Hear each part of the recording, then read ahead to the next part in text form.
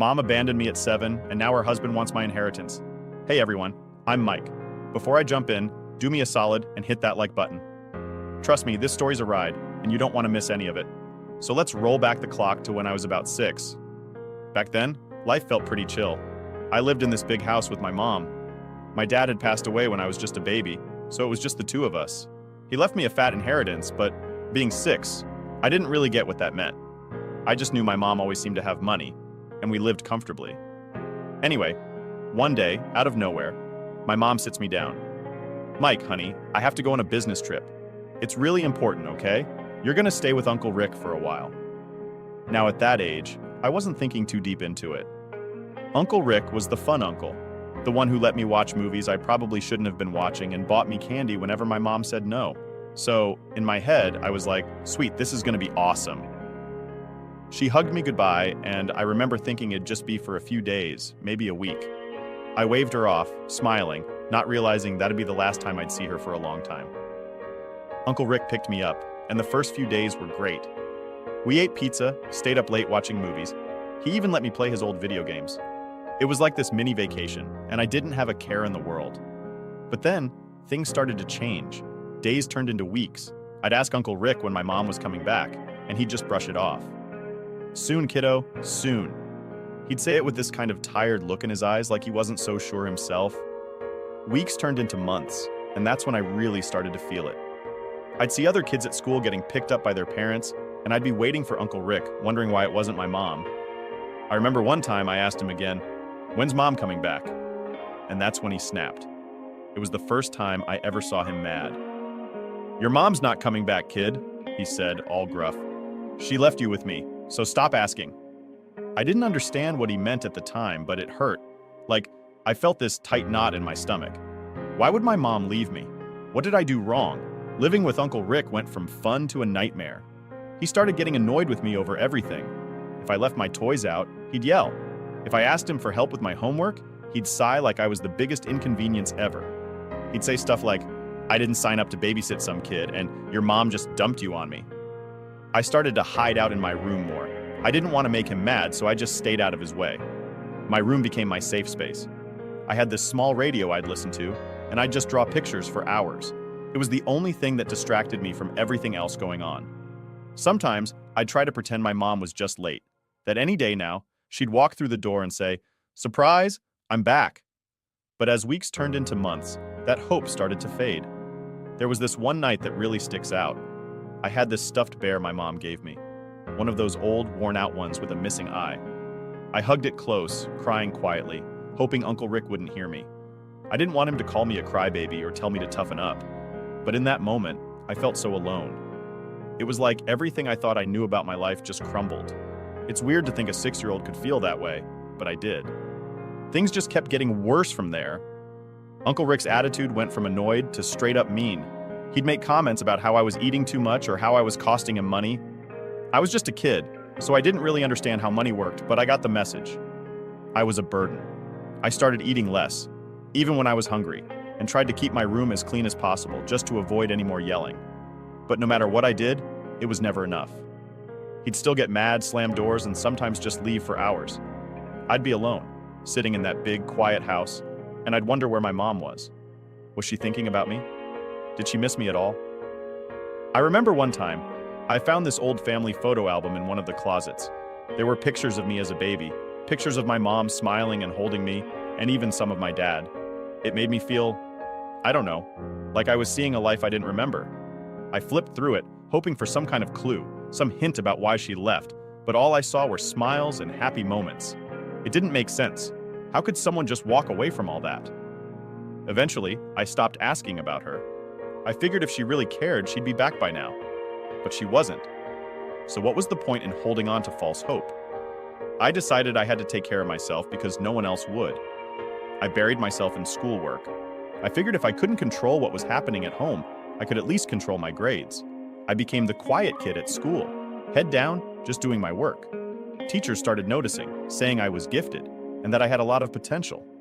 I didn't care about all that. I just wanted to keep my head down and survive. But sometimes, even when I was trying to focus, I'd see other kids playing with their parents, laughing, and it had hit me all over again. I'd wonder, what did I do wrong? Why wasn't I good enough? I didn't have answers, but the questions kept me up at night. It wasn't until years later that I realized those questions wouldn't ever go away. They just became a part of me, like this shadow I couldn't shake. It's tough when you're a kid, you know? You don't know how to make sense of stuff like that. All you know is what you feel, and I felt abandoned. Looking back now, I get why I buried myself in school. It was the one thing I could control. It felt like if I could ace my classes, if I could prove I was smart, maybe, just maybe, my mom would come back and be proud of me. Maybe she'd realize what she missed out on. But as time went on, that hope got smaller and smaller. And before I knew it, I was just surviving, getting through each day, one at a time, trying to figure out how to make it on my own. So I'm about 14 when this all went down. By this point, I'm used to keeping my head down, focusing on school and avoiding any trouble at home. I mean, school was my escape. It was the one place I could feel like I had some control. And the teachers actually seemed to like me. I kept to myself mostly. Didn't really have any close friends. It was easier that way, you know? No one asking too many questions. But then came this group project. Teachers love throwing these at us like they don't realize how much it sucks to get stuck with random people. Anyway, I get paired with Lisa. She was one of those people who seemed to have it all together, always smiling, always hanging with a big group of friends. We didn't talk much before that, but suddenly we're partners and I'm thinking, great, she's gonna think I'm a total weirdo. First time we met up to work on the project, I was all awkward and quiet, but she didn't seem to care. She just chatted away like we'd known each other for years. After a while, I started to loosen up and we actually got along pretty well.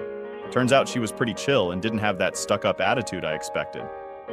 Then one day, she asks me if I want to come over to her place to work on the project. I hesitated because honestly, going to other people's houses always felt weird to me. Like, I didn't want anyone to see how different my life was compared to theirs. But Lisa was persistent, and something about her made me want to say yes. So I did. Walking into her house felt like stepping into a whole different world. I mean, her family was like the total opposite of what I was used to. Her mom welcomed me with this big smile, like I was a part of their family already. "Hey Mike, you hungry? I made snacks." She said it so casually, like it was no big deal. But to me, it was. I couldn't even remember the last time anyone asked me if I was hungry, let alone made me anything. And her dad, man, he was something else. He actually sat down and asked me about school, my interests, all that stuff. "So Mike, what do you like to do when you're not buried in books?" He'd ask, genuinely interested. It caught me off guard. I mean, no one ever really asked me stuff like that. I mumbled some answers, feeling shy and a bit out of place, but they made me feel welcome, like I wasn't some outsider intruding on their lives. Lisa's little brother even came over and showed me his video game collection, insisting we play together. It was such a simple thing, but it meant a lot to me. I realized I had been missing out on all these small moments that other kids probably took for granted. Sitting there, eating homemade cookies and playing video games, it felt like what I imagined a real family was supposed to be like. After that, Lisa and I started hanging out more, even outside of the project. She'd invite me over, and every time, her family treated me the same, like I was welcome there. Her mom would always say, "Mike, you're part of the family now. You don't need an invite, just come over anytime." I'd smile and nod, but inside it was like this warm feeling, like someone actually cared. I tried not to get too attached, though. I mean, it wasn't my family. It was Lisa's. And part of me was scared that if I let myself enjoy it too much, it'd all just disappear, like everything else in my life. But Lisa didn't let me pull away. She'd always be like, "Hey, you're coming over after school, right?" And I couldn't say no. She became my best friend, and her family became this safe place I could go to when things with Uncle Rick got too rough. There was this one day when everything felt different. I had a rough night before. Uncle Rick had gone off on me because I left a light on, and he kept saying stuff like, "You're nothing but trouble. Why couldn't your mom take you with her?" That hit me hard, and I went to school feeling pretty low. I must have looked miserable because Lisa pulled me aside and asked if I was okay.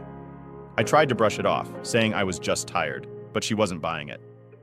"Mike, you know you can talk to me, right? Whatever's going on, I'm here for you." The way she said it, I could tell she actually meant it. So for the first time, I opened up a little. I didn't spill everything, but I told her enough. How my mom left, how Uncle Rick wasn't exactly thrilled about taking care of me. Lisa listened without interrupting, and when I finished, she just put her hand on my shoulder and said, "Your mom's missing out. You're a great person, and if she can't see that, then that's her loss." It was such a simple thing to say, but it felt like a weight lifted off me. No one had ever said anything like that before. From that point on, Lisa's house felt like a second home. Her parents would always ask how my day was, and her mom would make these dinners that were better than anything I'd ever had at Uncle Rick's. It was like stepping into another universe every time I walked through their front door. I felt safe there, like I could finally relax and just be a kid for a while. But of course, the more time I spent there, the more I noticed just how different my life was. It was hard not to compare. I'd see how Lisa's family interacted, how they joked around, how her parents actually listened to her and supported her, and I'd realize how much I missed out on. I remember thinking, why couldn't my mom be like this? Why did she have to leave? But I kept those thoughts to myself. The last thing I wanted was to seem jealous or ungrateful when they were being so kind to me. I knew I couldn't stay at Lisa's forever, though. Every time I'd leave her house, it was like going back to reality. I'd walk home dreading whatever mood Uncle Rick might be in. Sometimes he wouldn't even be there. He'd be out late doing who knows what. And when he was home, it was like walking on eggshells, trying not to set him off. I started spending more and more time at Lisa's. Her parents didn't seem to mind. If anything, they encouraged it. "Mike, you don't need to ask. Just come by anytime you want," her dad would say, giving me this reassuring smile. And I wanted to believe them, but part of me kept waiting for the day they'd get tired of having me around. I mean, why would they want to deal with someone else's kid when they had their own family? But that day never came. In fact, they seemed to go out of their way to make me feel included. One weekend, they even took me along on this family picnic. Lisa's mom packed this huge basket of food, and we all went to this park. It was one of those perfect days where everything just felt right. For a few hours, I forgot about all the stuff going on at home. I laughed, played soccer with Lisa's little brother, and for a moment, I felt like I belonged. That feeling of belonging was something I hadn't felt in years. And honestly, I started craving it. Lisa's family showed me what life could be like if you had people who genuinely cared about you. It gave me this tiny flicker of hope that maybe, just maybe, things could get better. But I knew better than to hold on to hope too tightly. Life had already shown me how quickly things could change, and that's where things stood. I had this second family that I cherished, but deep down, I still felt like an outsider. I was grateful, but there was always this voice in my head reminding me not to get too comfortable. After all, good things didn't usually stick around in my life for long. So I'm 17 at this point, almost done with high school and still spending a lot of time at Lisa's. I'd gotten used to things being a certain way. My routine was solid: school, Lisa's, home, and repeat. But then, out of nowhere, Uncle Rick hits me with some news that stopped me in my tracks. I remember it clearly. It was a Saturday afternoon. I was in my room doing some homework when I heard him yelling from the living room. "Mike, get out here," he shouted. I froze for a second, not sure what to expect. When he called like that, it usually wasn't for anything good, but I dragged myself out there, trying to stay calm. I walk in, and there he is, standing by the door, looking annoyed as usual. "Your mother's back," he says, like he's announcing the weather or something. My heart practically stopped. My mom, after all these years, it didn't feel real. I just stared at him, waiting for him to say it was a joke, but he didn't. "She's outside," he added, sounding fed up. "Go talk to her." I didn't know what to think. Part of me wanted to run out the door, hug her, and ask where she'd been. But the other part of me was pissed. Like after all this time, she just shows up like nothing happened? My hands were shaking as I walked out, and when I saw her, it was like I was looking at a stranger. She looked different.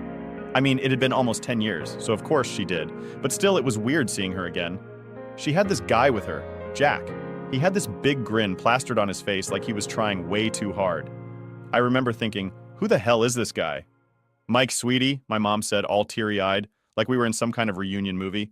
"I've missed you so much." She pulled me into this awkward hug, and I stood there, stiff. I didn't hug her back. I mean, what was I supposed to do? Act like everything was fine, like she hadn't just vanished for nearly a decade? When she let go, she introduced me to Jack. "This is my husband," she said, like that was supposed to mean something to me. Jack reached out to shake my hand, and I did it, but I kept my guard up.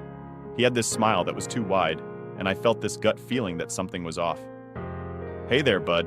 We've heard so much about you," he said, sounding way too friendly. My mom starts going on about how she had to work through some personal issues, and that's why she was gone for so long. I just nodded, feeling numb. Personal issues was supposed to explain everything? That's what she was going with? It didn't add up, but I wasn't about to cause a scene. So I played along, nodded some more, and told her it was good to see her. But inside, it was like this storm was brewing. I felt angry, confused, and honestly hurt. After a few awkward minutes, they asked if they could come in, and I stepped aside, letting them into the house. Uncle Rick was nowhere to be seen. Typical. He probably didn't want to deal with the drama, and I couldn't really blame him for that. We all sat down in the living room, and my mom starts talking about wanting to make things right, about how she regrets everything and how she wants us to be a family again. Jack jumps in, nodding and saying, "We want to be here for you, Mike. We're a family now." It all felt so fake, like they'd rehearsed this speech before coming over. I kept my answers short, playing along, but my mind was racing. I mean, why now? Why show up after all these years? And who was this Jack guy, really? Something wasn't sitting right with me, but I didn't know what to say or how to react. I wasn't a kid anymore. I wasn't going to get all emotional and start crying. I'd learned to keep my guard up. After that day, they started showing up more often. My mom would drop by with homemade meals, spaghetti, casseroles, you name it. Jack tried to get all buddy-buddy, offering to teach me how to build stuff like a real man. I played along, figuring it was easier than fighting back. But every time they left, I'd sit in my room, staring at the wall, trying to make sense of it all. Lisa was the only person I could talk to about it. When I told her my mom was back, she looked surprised, but not exactly happy. "Are you sure this is a good thing?" she asked. I shrugged. "I don't know. I mean, she's my mom." Lisa sighed like she wasn't convinced. "I just don't want to see you get hurt again," she said. I appreciated her looking out for me, but I didn't know what to do. I wanted to believe my mom. I wanted to believe she was really trying to fix things. But the truth was, there was this part of me that didn't trust it. Maybe it was from everything I'd been through or the fact that she'd been gone so long. Whatever it was, I just couldn't shake this feeling that something wasn't right. One day my mom showed up with this gift, a fancy watch. "I know I missed so many birthdays, so I wanted to give you something special," she said, her eyes getting all misty. I looked at the watch, all shiny and expensive looking, and I didn't know what to say. Part of me was touched, like maybe she really was trying to make up for lost time. But another part of me felt weird accepting it. Lisa's words were stuck in my head. She'd warned me about them showering me with gifts, and now it was happening. I wanted to believe my mom had changed, but the way she and Jack were acting, it just felt off. Like, why try so hard to make everything seem perfect all of a sudden? One evening, when Lisa and I were hanging out, she brought it up again. "Mike, I know you want to believe they've changed, but doesn't this all seem too sudden?" she asked. I got defensive, like I always do when I don't want to admit something's bothering me. "They're just trying to make up for lost time, Lisa. What's wrong with that?" She sighed and looked at me, all serious. "I don't trust Jack. The way he talks, the way he acts, I just get this bad vibe." I rolled my eyes, trying to brush it off. "You're imagining things. They're just trying to be a family." But her words kept bugging me. I tried to push it out of my head, but there was this nagging feeling I couldn't shake. I started paying more attention after that. Little things started standing out, like how Jack always seemed to steer the conversation toward money. He'd say stuff like, "So, Mike, you've got a bright future ahead. Any plans for college?" But the way he said it felt more like fishing for info than friendly chit-chat. And my mom, she'd get all fidgety whenever I mentioned my dad's inheritance. I could tell she didn't want to talk about it, which just made me more suspicious. But I kept playing along, pretending everything was fine. I needed time to figure things out. I knew something was up, but I didn't have proof yet. And until I did, I wasn't going to jump to conclusions. I wasn't a kid anymore. I'd learned to keep my guard up. But deep down, I knew one thing. I couldn't trust them. Not yet. And that feeling, that gut instinct, was about to lead me somewhere I never expected. So, I'm doing my usual routine. School, hanging out with Lisa, avoiding Uncle Rick's mood swings, and things seem okay on the surface. But now, every time my mom and Jack come over, I'm paying attention to every little thing. I noticed how Jack always found a way to bring up money, like he was trying to figure out how much I knew. And my mom would keep quiet when he did, just nodding along. It was starting to become clear that whatever they were up to, it wasn't just about reconnecting. Then one night, everything changed. I was in the kitchen grabbing a snack when I heard them talking in the living room. I was about to walk in when something about their voices made me stop. They weren't laughing or chatting like usual.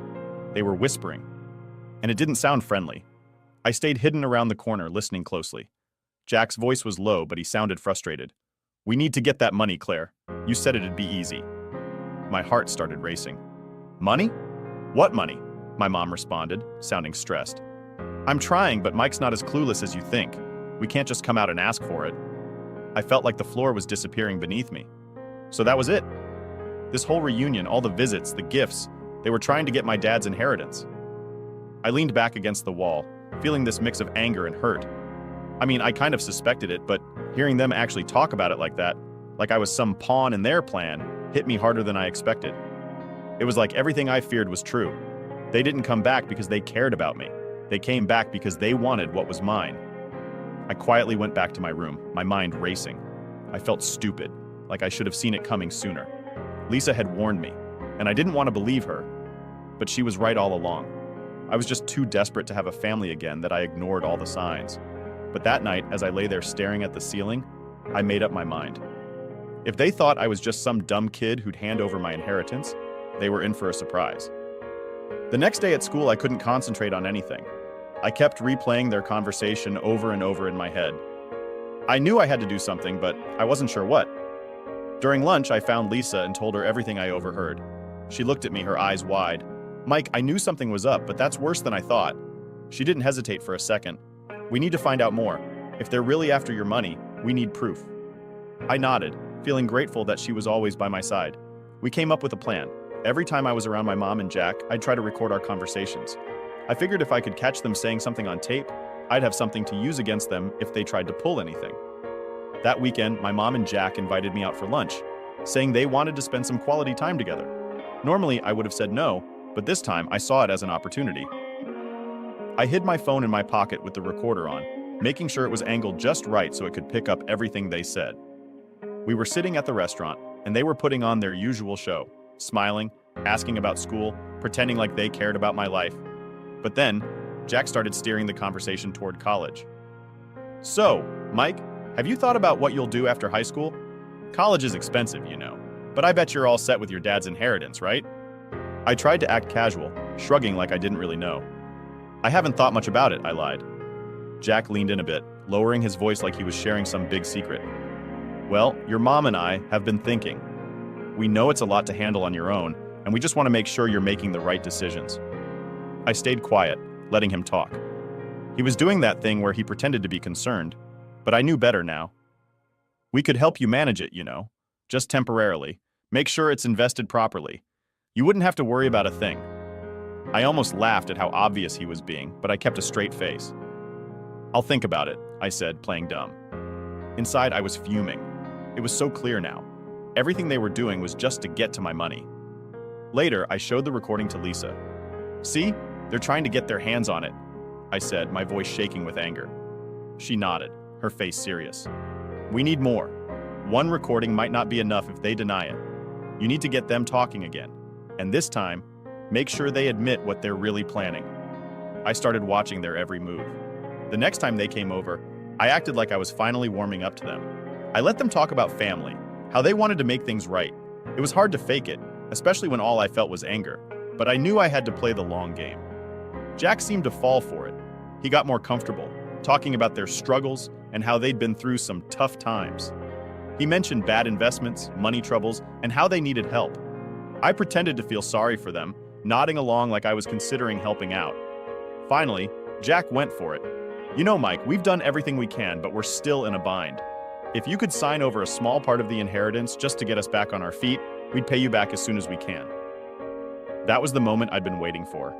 I made sure the recorder caught every word. "I'll think about it," I told him, pretending to be hesitant. My mom chimed in.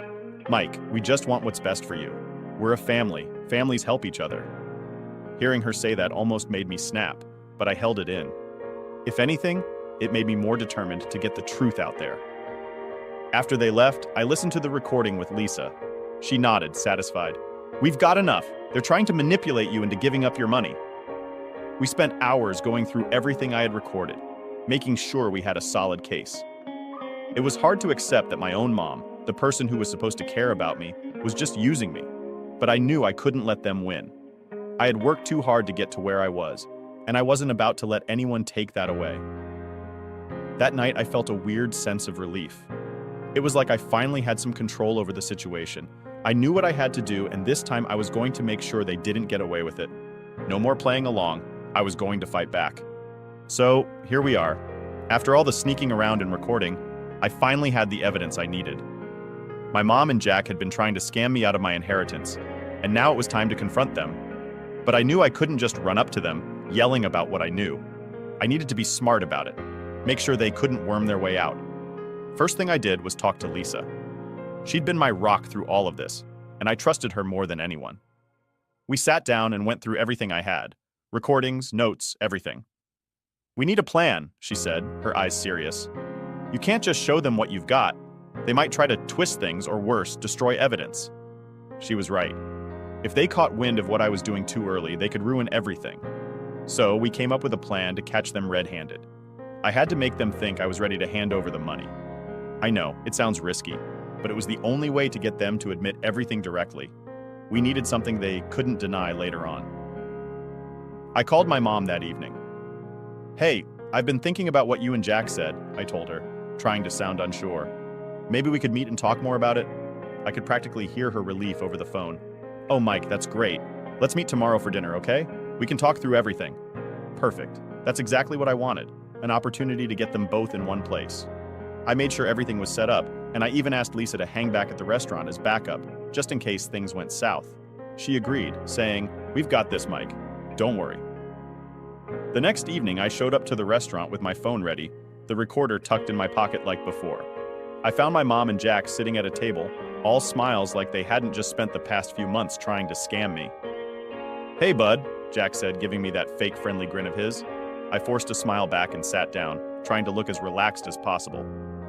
We went through the small talk for a while, how school was going, what my plans were for after graduation. I played along, but every time Jack steered the conversation back to money, I nodded, acting like I was really thinking it over. "I know you two have been trying to help," I said, pretending to hesitate, "and I appreciate it.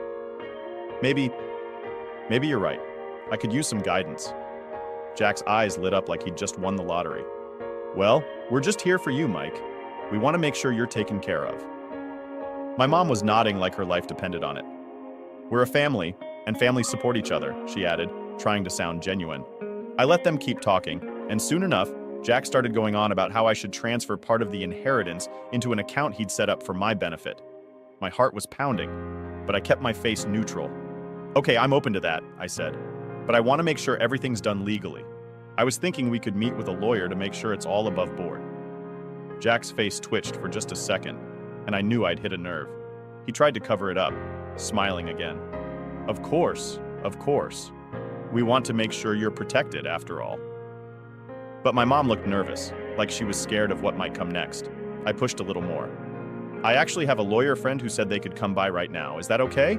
I said, trying to act casual. The truth was, I'd set everything up already. Lisa's dad was a lawyer, and he agreed to come and help me with this. I wanted witnesses, people who could back me up if things got ugly. Jack's smile wavered, and my mom's eyes went wide. Mike, honey, there's no need for that," she said, her voice shaky. "We trust each other, don't we?" That's when I knew they were panicking. They hadn't expected me to get a lawyer involved. "Yeah, but I just want to make sure everything's clear," I said, keeping my tone friendly. "It's a big decision, right?" I could see them both starting to sweat. Jack opened his mouth to say something, but before he could, Lisa's dad walked in, wearing a professional look that screamed, "No nonsense!" "Hi, I'm Mr. Collins, Mike's legal representative," he said, sitting down next to me. "I understand there's some discussion about transferring assets." The tension was so thick you could cut it with a knife. Jack tried to play it off, saying, "Oh, we were just talking about some ideas, nothing serious?" But I wasn't about to let them backpedal. "Actually, Jack, you were saying earlier that you needed the money to help with some debts, right?" He shot me this look like he wanted to strangle me right there. But with Lisa's dad sitting next to me, he had no choice but to keep up the act. "Well, yes, just some temporary assistance," he mumbled, clearly annoyed. "Is that so?" Mr. Collins said, raising an eyebrow. "Because if you're asking Mike to transfer any part of his inheritance, it needs to be documented properly. Otherwise, it could be considered financial manipulation." My mom looked like she was about to cry. "Mike, we just want what's best for you. We wouldn't do anything to hurt you," she insisted. But the act was up. I could see it on their faces. They knew they'd lost. That's when I pulled out my phone, playing the recordings I had collected over the past few weeks. My mom and Jack's voices filled the room, their words clear as day. Jack's face went pale, and my mom's hands started shaking. "We were hoping you could sign over your inheritance," Jack's voice said from the recording. "We're in a bind." Jack tried to reach over the table like he was going to grab my phone, but Lisa's dad stopped him. I wouldn't do that if I were you, he said calmly. It's all being recorded. My mom broke down then. She started crying, saying she was sorry, that she never meant for things to go this far.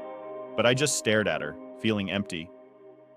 You didn't mean for this to happen? You were planning this the whole time, I said, my voice steady. I trusted you, and you tried to use me. Jack wasn't as emotional. He leaned back in his chair, his face stone cold. Fine, you got us. But let's not act like you're some innocent kid. You've been living off your dad's money for years, and we're just trying to get our share. Hearing that felt like a punch to the gut, but it also made everything clear. This wasn't about family. It was about greed, plain and simple. Get out, I said, pointing to the door. Both of you, I'm done. They left, my mom still crying, and Jack muttering under his breath. When they were gone, I felt this weird mix of relief and sadness. Lisa's dad put a hand on my shoulder. You did the right thing, Mike, he said. Lisa, who'd been waiting just outside, came in and gave me a hug. I'm proud of you. You stood up for yourself. I nodded, but the truth was, I felt a bit broken. I'd wanted a family, and now I had none. But as I looked at Lisa and her dad, I realized I still had people who cared about me. People who had my back. Maybe it wasn't the ending I hoped for, but at least it was real. And sometimes that's all you can ask for.